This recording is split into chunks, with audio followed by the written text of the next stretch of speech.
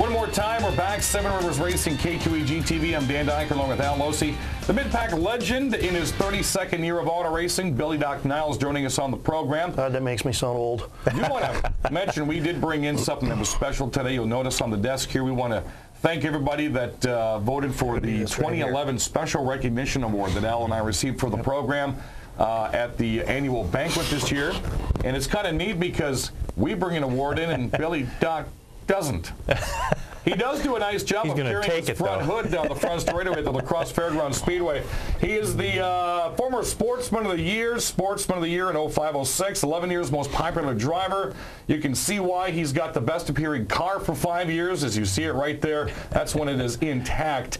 Extra Lap Award, many different years. The Sheriff, the Doc, the mid-pack legend, Billy Niles. Billy, not a year that you would have forecasted. You and I talked several times when I make the rounds in the pits.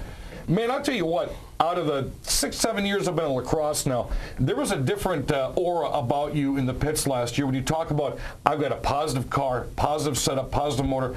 I mean, you were showing it. You were running in the top 8 in points consecutively for the beginning of the year last year. And then something happens that you'd never expect to happen, but it just didn't take you out for 2 or 3 races. It ended your season. No, that didn't end my season. We'll get to that in a minute. But, yeah, it was the best start to my career ever. I mean, as far as late model are concerned. We were getting the top, 6, 7, and 8 consistently every week, running with the top guys, which was really cool because we were pretty excited. We knew we were going to take a few weeks off. Right. That was pretty much pre-planned. I had stuff pre-planned. But we just never expected to get the start that we did. And then, June 5th, the accident happens, and that was one of those, you say, holy crap, and you pull out Danica and Jimmy Johnson and, hang on for the ride. There was nothing you could do about that. No, I did not get hurt in that accident. I might have tweaked myself a little bit. Nothing that, Dr. Dave, Washoe Chiropractic, nothing he couldn't do that. Sponsor. That couldn't be fixed. So Dr. Dave took care of me, and I was back racing. Was it 2 or 3 weeks later? I think it was 3 weeks later. And I was once again, with a bent car, running back in the top 7, top 8 again. Right. Then I had to miss another week for a family function in Chicago, and then I injured my back at work, and that finished me right there for the season. And it's not. I really didn't want. I had planned on racing a lot more of the season. I thought even with the 2 or 3 weeks that we missed, we still were a top 10 contender. I was going to say, it disappointed a lot of us in the pits that run in the late model division because you are no longer a mid-pack legend. Well, you are someone who can run up front on any given night. Until I can make a consistent top 5 run, we're gonna keep that mid-pack legend tag. I had talked with Kevin Noodleman off and on during the month of July about sitting in the car for a couple of weeks and running it for us, and he finally hopped in it in August. Ran it for 3 weeks. He made some really good changes to that car, and the car was ready to go Labor Day weekend. So and then it rained out. I'm really excited about this season. I've talked it over with my wife, talked it over with my sponsors. We're going to make one last full season run. Hopefully, we can pull a top 5 out of this, and that's really a career goal because I have no visions of getting a track championship in lacrosse. Right. I don't have the time, the money, or the crew to put into it. But I think we have enough knowledge and experience to pull a top 5 out of this season, and that's what we're going for this year. And as well as I know a lot of the drivers that are on the racetrack, it really made me feel bad. And I kind of saw this with Tom Thill. When Tom Thill, the Rocket Man, decided to back away from racing, I would see him stand in the same exact area as I do each and every race weekend, just kind of thinking, gosh, I know he wants to be back out there. Yeah. And I would say you, kind of, I want to use the term moping because the highly energetic Bill Doc Niles was not there when you're walking through the grandstands with a beer and a pretzel or whatever the case may be. And you could tell, I mean, it was hurting you to be standing on that hill instead of being down there doing what you've done for 31 prior years. Yeah, you're right. It does kill me to.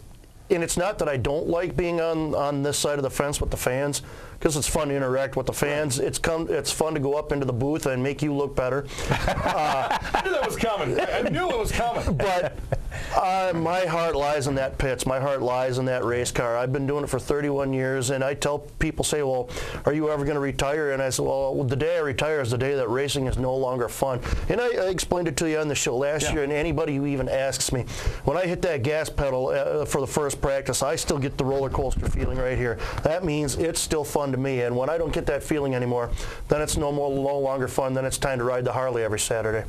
And again, we were hoping that that things can come true for Billy Doc Niles. I mean, he's been such an institution at the track, well beyond before I was there.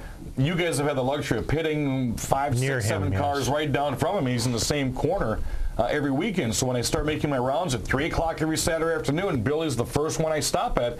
And if I don't get my joke of the day, then my whole day is shot. And some of those I cannot repeat on the air, by the way. No, you can't. I don't think any of them you can. I know, Bill, you've had some sponsors that have been with you through thick and thin for many, many, many years this year. And let's give you an opportunity to, I do want to mention Wine Sitters. You put on a heck of a wine tasting, by the way. Yeah, that's something new we tried last year. And we tried it on Buck Night because we knew there'd be a big fan base, and it worked out really well. We're looking forward to trying it again this year on a couple of different dates. But first, all of my sponsors here, most of them are coming back to you, so I've talked with all of them, and I am working on a couple of new ones for this year too. But All-Star Lanes, Dan, you came to our party this year for the first time. And, phenomenal turnout, just phenomenal turnout. And again, when you talk about the people that support this racing community, that smoker right there, I saw probably 40 different drivers from 5 different classes and 3 different tracks show up. I mean, that was just outstanding. And it's something that, like I explained last year, we don't do a normal smoker where you stand around and drink and listen to a DJ or karaoke, which we do at the end of the night. But, a bowling tournament is something different. It keeps people busy. It keeps them involved in the party, and that's what we're looking for. FMB Trailer Sales and Bernie's Equipment, longtime sponsors with the car. They're both coming back. I already talked with James up in Holman. Feature Sports Bar and Grill is coming back. Washoe Chiropractic, Dr. Dave, who did a phenomenal job trying to get me back on that track last year. He's coming back. Lost Lake Beer, I've been in talks with them where they're looking to amp up their support of us this year. Turnmeyer Auto Repair in Bangor, they're back with us again this year. The Wine Sitters, like you mentioned. Right. Also, they got a new product coming out called the Remedy. Dan, you've sampled it. It's a Bloody Mary mix. It should be on the market hopefully by April or May.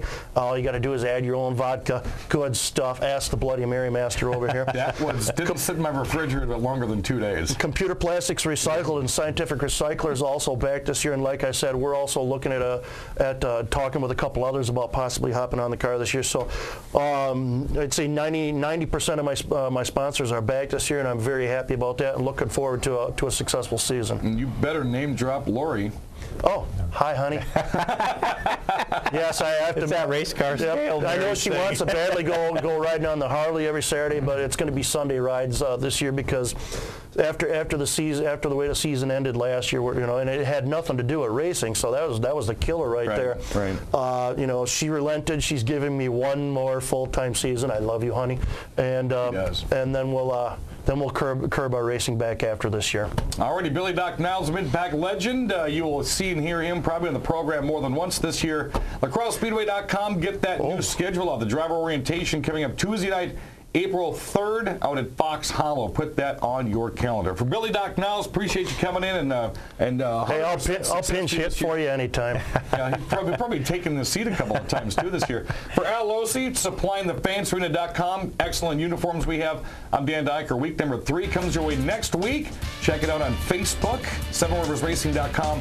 Also AM 580 WKTY, the race report coming up in April. Have a great week, folks. We'll see you at the racetrack on Seven Rivers Racing.